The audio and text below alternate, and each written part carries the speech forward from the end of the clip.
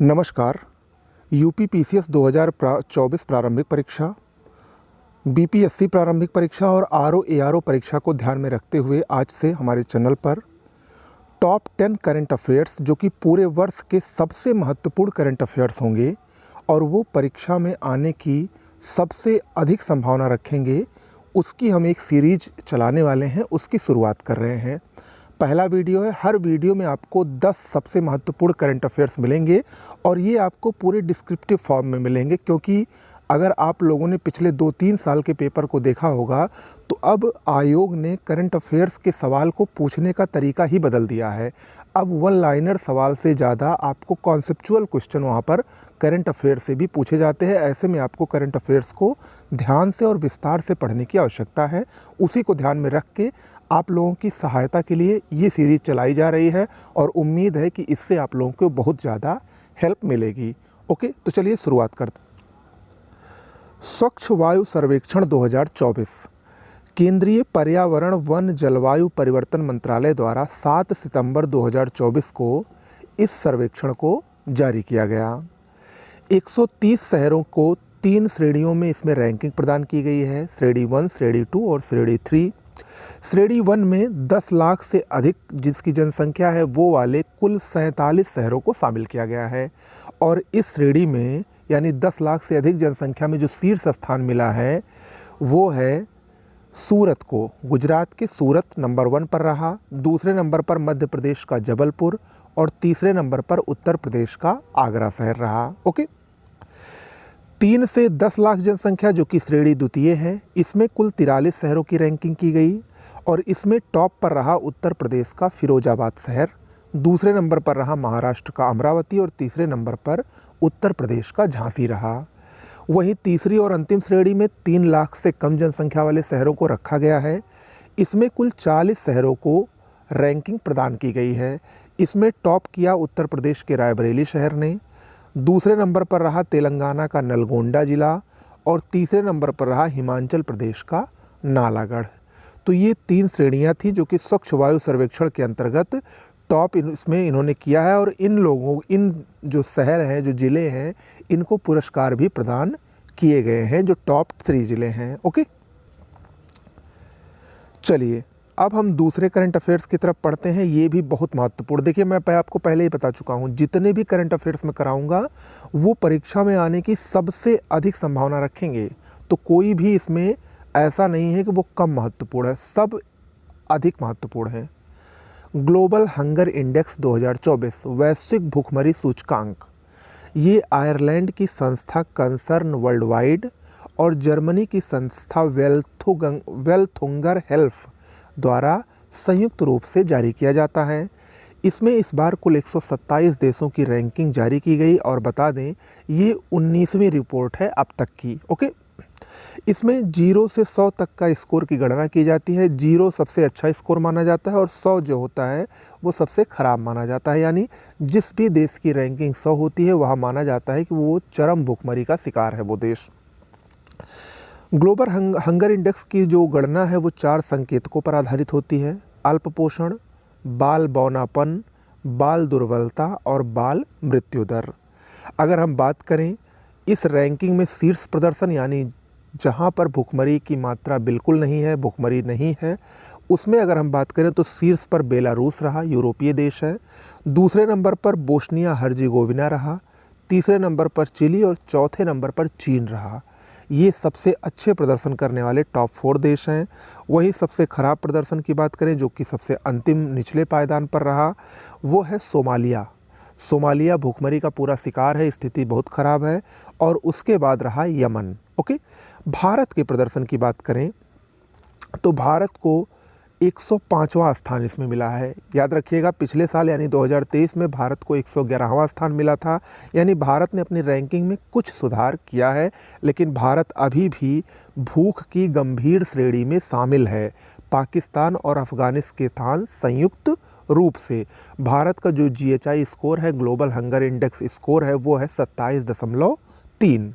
अगर हम भारत के पड़ोसी देशों की रैंकिंग की बात करें तो बांग्लादेश की 84वीं रैंक है, नेपाल की 68वीं रैंक है, श्रीलंका की 56वीं रैंक है और पाकिस्तान की 9वीं रैंक है। ओके, तो यानी भारत के पड़ोसी देशों में कुछ देश ऐसे हैं, यानी पाकिस्तान और अफ़गानिस्तान को छोड़ दिया जाए तो भारत के पड़ोसी देशों की स्थिति भारत से बेहतर है। ओके, इस रिपोर्ट के अनुसार ये भी बताया गया है कि विश्व में 733 मिलियन लोग भूखमरी का सामना कर रहे हैं।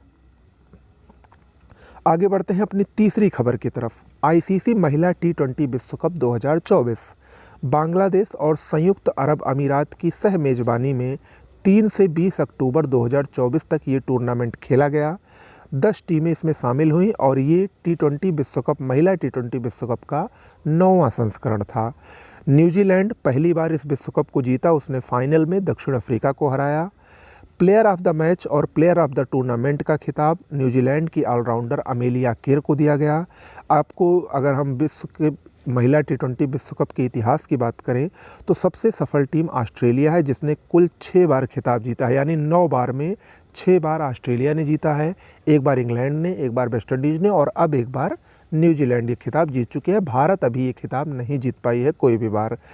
2026 यानी जो अगला T20 विश्व कप होगा 2026 में, वो इंग्लैंड की मेज़बानी में खेला जाएगा।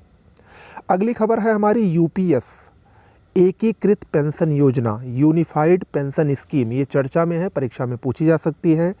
केंद्र सरकार द्वारा 24 अगस्त 2024 को इस योजना को मंजूरी दी गई। ये योजना जो वर्तमान में योजना चल रही है नेशनल पेंशन स्कीम NPS का स्थान लेगी। 1 अप्रैल 2025 से इस योजना को लागू किया जाएगा। इस योजना में कम से कम 10 वर्ष तक केंद्र कर्मचारी के रूप में कार्य करने वाले ही पेंशन के लिए पात्र होंगे, ऐसा बताया गया है। और 25 वर्ष की सेवा वालों को पिछले 12 माह के बेसिक पे का 50% पेंशन दिए जाने का प्रावधान इसमें किया गया है।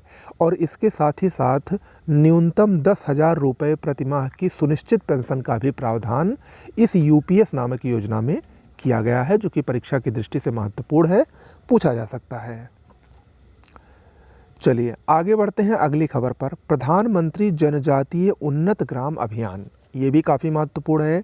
18 सितंबर 2024 को केंद्रीय मंत्रिमंडल द्वारा इसको मंजूरी प्रदान की गई। आपको याद दिला दें 2024-25 यानी इसी साल के बजट में इस अभियान को चलाए जाने की बात वित्त मंत्री श्रीमती निर्मला सीतारमण द्वारा की गई थी।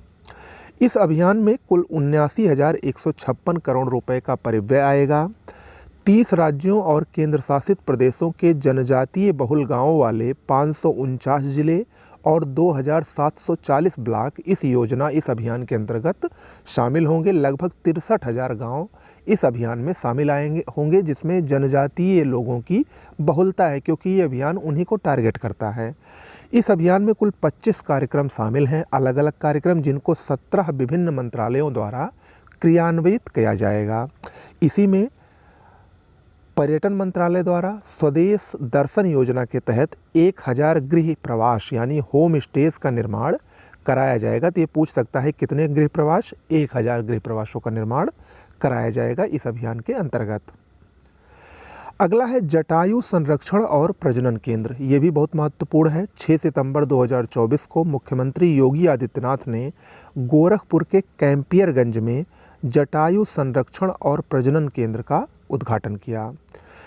ये जो केंद्र है ये गंभीर रूप से लुप्त प्राय एशियाई किंग गिद्ध वल्चर के संरक्षण को समर्पित विश्व का पहला केंद्र है, इसीलिए बहुत महत्वपूर्ण हो जाता है। 5 हेक्टेयर क्षेत्रफल में इसको निर्मित किया गया है। कहाँ पर? गोरखपुर के कैंपियरगंज में। पूछा जा सकता है, चूँकि यूपी स्पेशल से भी ये रिलेटेड करंट अफेयर्स है। अगला है QS एशिया रैंकिंग 2025। ये क्वाकवारेली साइमंड्स द्वारा जारी किया गया। 984 एशियाई संस्थान इसमें शामिल हुए, जिसमें 161 भारतीय विश्वविद्यालय थे। टॉप 100 में 6 भारतीय विश्वविद्यालयों को शामिल किया गया है, ये भी इम्पोर्टेंट है। अगर हम शीर्ष रैंकिंग की बात करें तो टॉप पर रहा चीन का पेकिंग विश्वविद्यालय नंबर 1, नंबर 2 पर हांगकांग विश्वविद्यालय और नंबर 3 पर national university of Singapore. Bharat के शीर्ष संस्थान की बात करें तो भारत में टॉप किया है IIT दिल्ली ने, लेकिन इसकी समग्र रैंकिंग 44वीं है। दूसरे नंबर पर IIT बॉम्बे रहा 48वीं समग्र रैंकिंग के साथ। तीसरे नंबर पर IIT मद्रास रहा 56वीं समग्र रैंकिंग के साथ। ओके, ये भी बहुत महत्वपूर्ण है, परीक्षा में आ सकता है। आपको बता दें 2 दिसंबर को हमारे द्वारा पूरे 1 साल की करंट अफेयर्स की पीडीएफ जो बन रही है इस समय, वो लॉन्च हो जाएगी और पीडीएफ उसकी उपलब्ध हो जाएगी। आपको इसी चैनल के माध्यम से आपको बताया जाएगा। साथ ही साथ टेलीग्राम चैनल से भी आप लोग ज्वाइन हो जाइए, डिस्क्रिप्शन बॉक्स में लिंक दिया गया है, वहाँ पर भी आपको समय समय पर सारी जानकारियाँ और सारे इंपॉर्टेंट फैक्ट्स वगैरह दिए जाते रहते हैं। ओके, अगला है जो हमारा करंट अफेयर्स है वो है हिल कॉल। हिल कॉल क्या है? ये हैजा का नया टीका है, चर्चा में है, इसको देख लीजिए। 27 अगस्त 2024 को भारत बायोटेक इंटरनेशनल लिमिटेड ने हैजा यानी कॉलरा के नए टीके के लॉन्च की घोषणा की। इसका नाम है हिल कॉल। सीधा सीधा प्रश्न पूछा जा सकता है, हिल कॉल निम्न में से क्या है? 4 ऑप्शन दे देगा, आपको बताना रहेगा। यह एक नया एकल स्ट्रेन ओरल हैजा टीका है, ओरल कॉलरा वैक्सीन है। इस टीके का विकास हिलमैन लेबोरेटरीज द्वारा प्रदत्त लाइसेंस के तहत हैदराबाद स्थित भारत बायोटेक द्वारा किया गया है।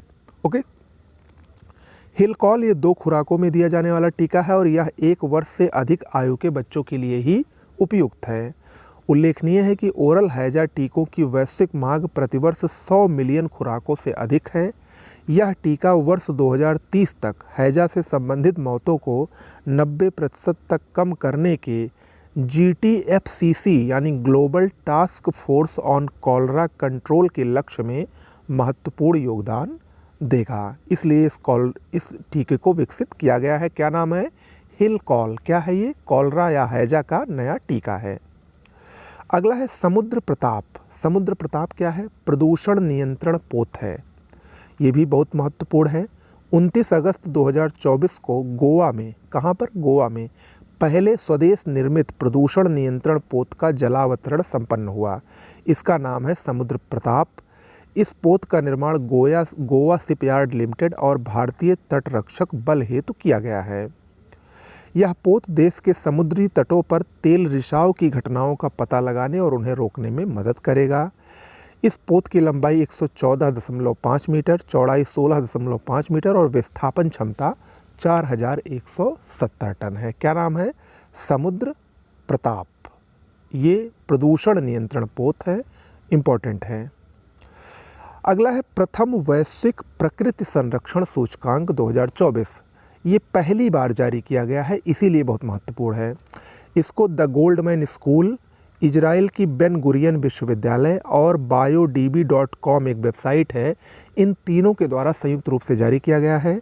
ये अपने देश के पर्यावरण व प्राकृतिक संसाधनों की रक्षा से संबंधित है। 180 देशों की इसमें रैंकिंग की गई है। इसमें अगर हम शीर्ष प्रदर्शन की बात करें तो टॉप पर रहा लग्जमबर्ग, दूसरे नंबर पर एस्टोनिया, तीसरे नंबर पर डेनमार्क और चौथे नंबर पर फिनलैंड रहा। सबसे खराब प्रदर्शन किरिबाती का रहा, सबसे अंतिम स्थान यानी 180वां। उसके बाद तुर्की 179वें स्थान पर रहा। भारत की बात करें तो भारत को 176वां स्थान मिला, यानी भारत की स्थिति भी काफ़ी ख़राब है। 45.5 भारत का स्कोर है 100 में से। ओके, तो ये आज के हमारे टॉप 10 करंट अफेयर्स हुए जो परीक्षा की दृष्टि से बहुत महत्वपूर्ण है। अगला जो वीडियो है वो कल आपको मिलेगा। डेली आपको 10-10 करवाएंगे, लगभग 300 जो हैं वो महत्वपूर्ण करंट अफेयर्स की जो टॉपिक है वो आपको मिल जाएंगे, साथ में जो PDF मिल जाएगी, उससे बाहर आपका कुछ नहीं हो आएगा। ये मेरी गारंटी है, बस आपको हमारे साथ बने रहना है।